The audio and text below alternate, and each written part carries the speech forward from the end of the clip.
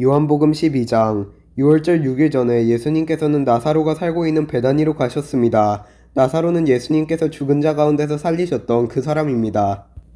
그 집 사람들은 예수님께 저녁 식사를 대접하였습니다. 마르다는 음식을 접대하는 일을 맡았고 나사로는 예수님과 함께 식사하는 사람들 속에 있었습니다.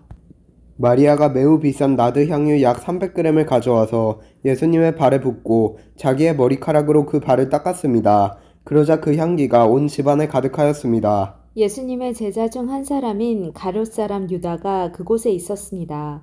그는 나중에 예수님을 배반할 사람이었습니다. 유다가 말했습니다. 이 향유를 팔아 그 돈을 가난한 사람들에게 나누어 주는 것이 좋지 않은가? 이것은 300데나리온에 해당하는 값비싼 것인데 말이야. 그러나 유다가 정말로 가난한 사람을 생각해서 이 말을 한 것은 아니었습니다. 그는 도둑이었기 때문에 이런 말을 한 것입니다. 그는 돈주머니를 관리하는 사람이었는데 종종 돈주머니에서 돈을 제 마음대로 꺼내 쓰곤 했습니다. 예수님께서 말씀하셨습니다. 이 여자가 하는 대로 내버려 두어라. 마리아는 내 장례를 치를 날을 위해 이 향유를 준비해 둔 것이다. 가난한 사람들은 너희와 항상 함께 있겠지만 나는 너희와 항상 함께 있지 않을 것이다. 유대인들이 예수님께서 베다니에 계시다는 소식을 들었습니다. 그래서 그들은 예수님만이 아니라 예수님께서 죽은 자 가운데서 살리신 나사로도 보려고 크게 무리를 지어 그곳으로 왔습니다. 그러자 대제사장들은 나사로까지 죽이려고 모의하였습니다. 이렇게 그들이 나사로를 죽이려고 하는 것은 나사로 때문에 많은 유대인이 예수님께 가서 그분을 믿었기 때문입니다. 다음 날 유월절을 지키러 온 많은 무리들은 예수님께서 예루살렘으로 오신다는 소식을 들었습니다. 그들은 손에 종려나무 가지를 들고 예수님을 맞으러 나갔습니다. 그리고 외쳤습니다. 호산나, 주님의 이름으로 오시는 자에게 복이 있을 것이다. 이스라엘의 왕에게 복이 있을 것이다. 예수님께서는 어린 나귀를 발견하시고는 성경에 기록된 대로 그 위에 타셨습니다. 시온에 따라 두려워하지 마라. 보아라, 너의 왕이 오신다. 그분은 어린 나귀를 타셨다. 예수님의 제자들은 처음에 이 말씀을 깨닫지 못했습니다. 그러나 예수님께서 영광을 받으신 뒤에야 비로소 이 말씀이 예수님에 관해 기록된 것이라는 사실과 사람들이 예수님께 이렇게 하였다는 것을 알게 되었습니다. 예수님께서 나사로를 무덤 밖으로 불러내시고 그를 죽은 자 가운데서 다시 살리실 때 예수님과 함께 있던 많은 군중들은 계속해서 예수님의 행하신 일을 증언하였습니다. 이처럼 많은 사람이 예수님께서 행하신 이 표적에 대한 소문을 들었기 때문에 예수님을 맞으러 나왔던 것입니다. 그래서 바리새인들은 자기들끼리 이렇게 말했습니다. 보시다시피 우리 계획은 하나도 성공을 거두지 못했습니다. 온 세상이 저 사람을 따르고 있지 않습니까? 6월절에 예배드리기 위해 예루살렘에 온 사람들 중에 그리스 사람들이 더러 있었습니다. 이 사람들이 갈릴리 벳세다 출신인 빌립에게 와서 요청했습니다. 선생님, 우리가 예수님을 뵙고 싶습니다. 빌립이 안드레에게 가서 말하였고 안드레와 빌립은 다시 예수님께 그 말을 전했습니다. 예수님께서 그들에게 대답하셨습니다. 인자가 영광을 받을 때가 왔다. 내가 너희에게 진리를 말한다. 밀알이 땅에 떨어져 죽지 않으면 한 알 그대로 있지만 죽으면 많은 열매를 맺는 법이다.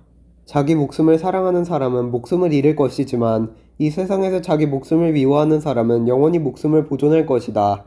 누구든지 나를 섬기려면 나를 따르라. 내가 있는 곳에 나를 섬기는 사람도 있을 것이다. 나를 섬기는 사람은 내 아버지께서 높이실 것이다. 지금 내 마음이 무척 괴로우니 무슨 말을 하겠습니까? 아버지, 이때를 벗어나게 해주십시오. 아닙니다. 나는 이 일 때문에 이때에 온 것입니다. 아버지의 이름을 영화롭게 하소서. 그때 하늘로부터 내가 이미 영화롭게 하였고 또다시 영화롭게 할 것이다. 라는 소리가 들렸습니다. 곁에 서서 이 소리를 들은 많은 사람이 천둥 소리가 들렸다고 말했습니다. 그러나 그 사람들 중에는 천사가 그에게 말하였다 라고 하는 사람들도 있었습니다. 예수님께서는 이렇게 대답하셨습니다. 이 소리는 나를 위해서가 아니라 너희를 위해서 들린 것이다. 이제 이 세상을 심판할 때가 되었다. 이제 이 세상의 통치자가 쫓겨날 것이다. 내가 땅에서 들려 올라가게 되면 나는 모든 사람을 내게로 이끌 것이다. 예수님께서 이런 말씀을 하신 것은 자신이 어떤 식으로 죽을 것인가를 보이려는 것이었습니다. 군중은 이 말을 듣자 이렇게 말했습니다. 우리는 율법에서 그리스도가 영원히 계실 것이라고 들었습니다. 그런데 당신은 어떻게 해서 인자가 들려야 한다고 말씀하십니까? 당신이 말씀하시는 인자란 도대체 누굽니까? 그러자 예수님께서 말씀하셨습니다.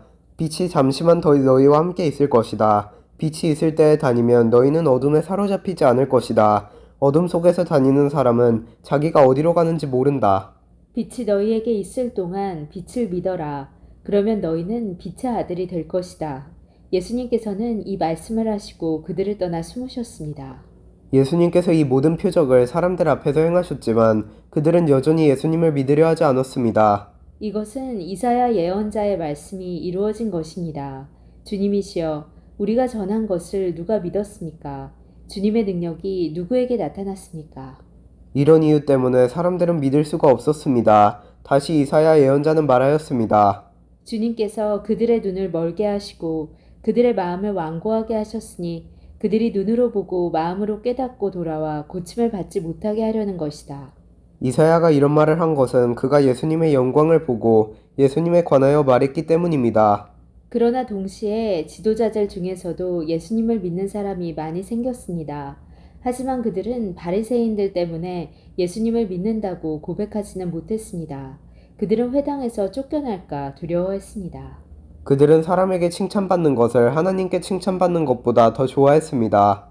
그때 예수님께서 큰 소리로 말씀하셨습니다. 나를 믿는 사람은 나를 믿는 것이 아니라 나를 보내신 분을 믿는 것이다. 나를 보는 사람은 나를 보내신 분을 보는 것이다. 나는 세상의 빛으로 왔다.